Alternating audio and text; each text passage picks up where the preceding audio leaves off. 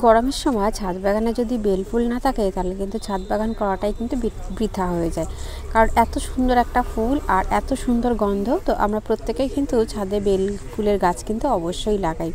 তো এই বেল ফুলের গাছের কিন্তু যত্ন নেওয়া অবশ্যই এই গাছগুলো করতেই হবে, না হলে কিন্তু আরও অনেক বেশি দেরি হয়ে যাবে বা গাছে অনেক লেটে ফুল আসবে। তো যাই হোক, লেট হলেও কিছু করার নেই, গাছগুলোর তো পরিচর্যা করতে হবে যাতে গাছে খুব ভালো ফুল হয়। কারণ যতটা সম্ভব আগে যদি আমরা গাছটাকে কাটাই ছাঁটাই করতে পারতাম তাহলে ফুলটাও কিন্তু অনেক তাড়াতাড়ি চলে আসতো। তো যেহেতু অনেকটা লেট করে ফেলেছি, তো তার সত্ত্বেও কিন্তু গাছগুলোকে কাটাই ছাঁটাই করে গাছে কিন্তু ভালো মানের খাবার একটু দিয়ে দিতে হবে যাতে লাগাতার গাছে যাতে ফুল আসে। তো আমার বেল ফুল গাছে কিন্তু প্রত্যেক বছরই 6 থেকে 7 বার কিন্তু ফুল আসে। তো সেটার জন্য আমি কিভাবে যত্ন করি এবং এবছর কিভাবে যত্ন করছি সেটাই আপনাদের সঙ্গে শেয়ার করব। তো গাছগুলো যেহেতু ছাদের একটা দিকে ছিল, তো গাছগুলো কিন্তু সেভাবে কোনো রকম জল দেওয়া ছাড়া আর কোনো যত্নই হয়নি। তো এইগুলো গাছগুলো কিন্তু কাটিং থেকে তৈরি করা সব, এটাও দেখুন কাটিং থেকে তৈরি করা।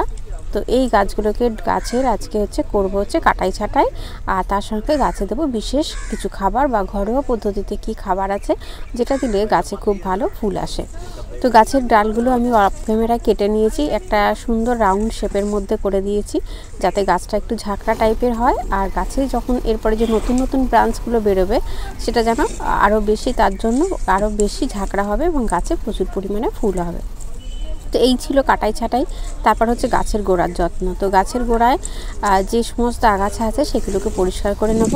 আর এই টবটা আমি আগের বছরই কিন্তু রিপোর্ট করেছিলাম, তো সেই জন্য এবছর আর কিছু করব না, শুধু গাছের গোড়াটা খুশিয়ে নিয়ে গাছে দিয়ে দেবো খাবার। আর বেল ফুলের কাটিং থেকে কিন্তু খুব সহজে চারা তৈরি করা যায়।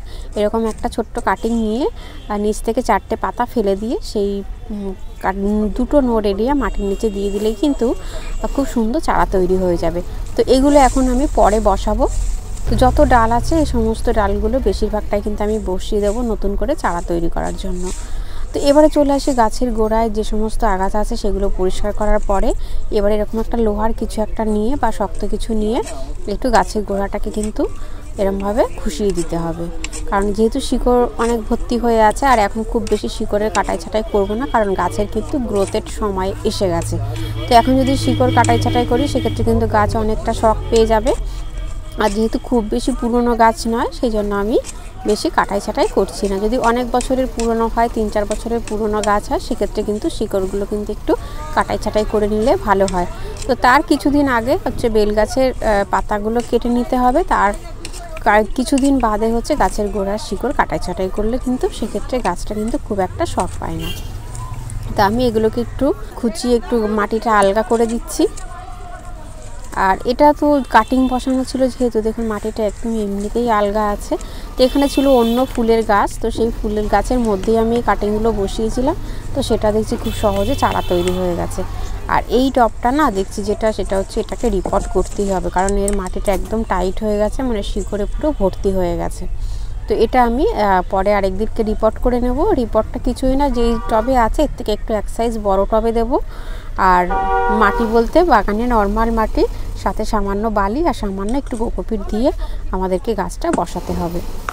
আর এবারে চলে এসেছি গাছে খাবার। দেখুন ঘরোয়া পদ্ধতিতে কি খাবার দিচ্ছি গাছে, সেটা প্রথমে আছে চা পাতা। এটা কিন্তু ব্যবহার করা চা পাতা নয়, ডিরেক্ট যে চা পাতা সেটা।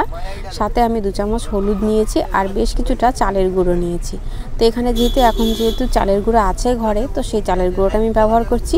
এই চালের গুঁড়োর পরিবর্তে আমরা কিন্তু চাল ধোয়া জলও ব্যবহার করতে পারি। তো যেহেতু ছাদ বাগানে অনেক বেশি গাছ আছে, সেক্ষেত্রে কী হয় কি চাল ধোয়া জল কিন্তু প্রতিদিন দিলেও কোনো না কোনো গাছ মিস হয়ে যাবে। তো সেই কারণে আমি কি করছি, এখানে চালের গুঁড়ো ব্যবহার করছি।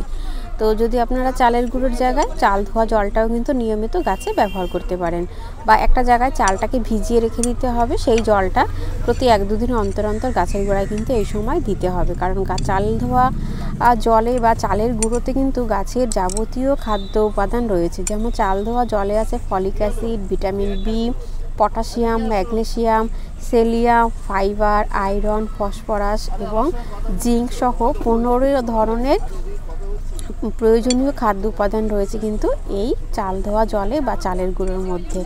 তো গাছের বৃদ্ধিতে কিন্তু প্রচুর সাহায্য করে এবং চালের গুঁড়ো মাটিতে থাকা উপকারী যে ব্যাকটেরিয়া আছে ও ছত্রাকের পরিমাণ কিন্তু অনেক গুণ বাড়িয়ে তোলে। যার জন্য গাছ কিন্তু বিভিন্ন পুষ্টি উপাদান গ্রহণে সহজ করে তোলে। তো সেই কারণে আমরা ছাদ বাগানে বিভিন্ন গাছে কিন্তু বা ফুল গাছে ফল গাছে আমরা কিন্তু চালের গুঁড়ো ব্যবহার করতে পারি। এই চালের গুঁড়োর সাথে কিছুটা দিয়ে দিয়েছি হচ্ছে চা পাতা। চা পাতাতে প্রচুর পরিমাণে নাইট্রোজেন আছে, নাইট্রোজেন গাছের বৃদ্ধি করবে। আর হলুদ গুঁড়োটা ব্যবহার করার কারণ হচ্ছে যাতে ফাঙ্গিসাইডের কাজ করবে বা বিভিন্ন রকম খারাপ যে সমস্ত ব্যাকটেরিয়া আছে সেগুলোও যেমন থাকবে না, তার সঙ্গে সঙ্গে যেহেতু চালের গুঁড়ো ব্যবহার হলো অনেক সময় পিঁপড়ে হওয়ার একটা সম্ভাবনা থাকতে পারে, তো হলুদ গুঁড়ো দিলে কিন্তু সেটাও থাকবে না। তো গাছে তারপরে দিয়ে দিতে হবে জল দিয়ে গাছটাকে কিন্তু খুব ভালো করে গাছের গোড়ায় এমনভাবে জল দিতে হবে যাতে গাছের নিচ থেকে যাতে জলটা বেরিয়ে না যায়, তাহলে কিন্তু যে সমস্ত খাবারগুলো দেওয়া হচ্ছে সেটা কিন্তু নিচ থেকে ধুয়ে বেরিয়ে যাবে।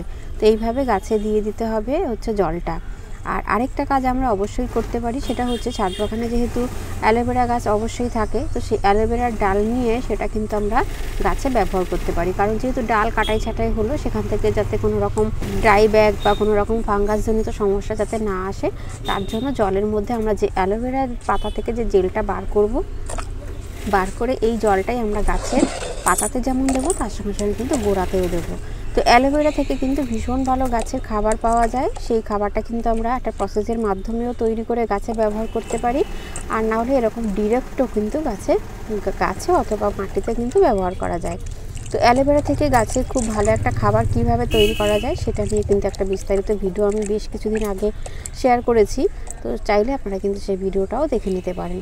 তো এইভাবে দেখুন হাতের সাহায্যে একটু জেলটা বার করে নেব, জলের সাথে মিশিয়ে নেব, এতে কিন্তু কোনো রকম অসুবিধাই হবে না।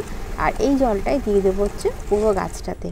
আর অবশ্যই যেহেতু শীতকাল, এখন বৃষ্টি বর্ষা নেই, গাছের পাতায় যাতে ধুলো না থাকে সেদিকটাও কিন্তু খেয়াল করতে হবে, নাহলে কিন্তু গাছের কিন্তু খাবার তৈরি করতে কিন্তু অসুবিধা হবে। তাই কোনো রকম ধুলো ময়লা জমে না থাকে সেদিকটা কিন্তু খেয়াল করতে হবে। আর এই অ্যালোভেরা জল দিয়ে ধোয়াও যেমন হয়ে গেল, গাছের পাতাও যেমন খাবার পেয়ে গেল, আর অ্যালোভেরাতে থাকে ন্যাচারাল রুটিন হরমোন, তো সেটা গাছের গোড়ায় যখন পাবে গাছ কিন্তু শিকড়ের বৃদ্ধি কিন্তু আরও অনেক গুণ বাড়িয়ে তুলবে। তো এইভাবে অ্যালোভেরা দিয়ে আমরা গাছের যত্ন করব, তার সঙ্গে সঙ্গে ঘরোয়া পদ্ধতিতে যে তিনটে জিনিস আপনাদের সঙ্গে শেয়ার করলাম, সেই তিনটে জিনিস দিয়েই কিন্তু ছাদ বাগানের গাছ থেকে প্রচুর পরিমাণে ফুল পাওয়া যায়। আর এরপরে যখন গাছের আবার গ্রোথ আসবে, এই খাবারটা আবার আমরা আস্তে আস্তে 15 দিন পরে আবার রিপিট করব, তাহলে কিন্তু গাছ প্রচুর পরিমাণে ফুল দেবে। আর তার সঙ্গে সঙ্গে ছাদ বাগানে যে সবজির খোসা পচানো জল বা কলার খোসার জল, এগুলোও কিন্তু আমাদেরকে একটু একটু মাঝে মাঝে ঘুরিয়ে ফিরিয়ে ব্যবহার করতে হবে। এর সাথে সাথেও যেমন ভার্মি কম্পোস্ট, ঘুঁটে ভেজানো জল, এগুলোও কিন্তু আমরা মাঝে মাঝে ব্যবহার করতে পারি। তো এবারে চলে যাব নিচে। তো যাওয়ার আগে কিছুটা ধনেপাতা তুলবো, তো সেটাও একটু দেখিয়ে দিই আপনাদেরকে। ছাদ বাগান থেকে প্রতিনিয়ত কিন্তু ধনেপাতা তুলছি, তার সত্ত্বেও দেখুন গাছগুলো কিন্তু একদম সবুজ সতেজ হয়ে আছে। তার একটাই কারণ, এখানে দিয়েছি খোল পচা সার, আর তার সাথে প্রত্যেকটা গাছ থেকে একটা দুটো করে ধনেপাতা যেহেতু কেটে নিচ্ছি, তো তার ফলে কী হচ্ছে কি লাগাতার কিন্তু ধনেপাতা এখান থেকে আমি দীর্ঘদিন ধরে খেতে পারবো।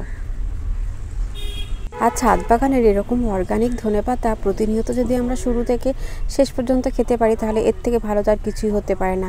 ধনেপাতা কিন্তু থাইরয়েডের জন্য ভীষণ ভালো কাজ করে।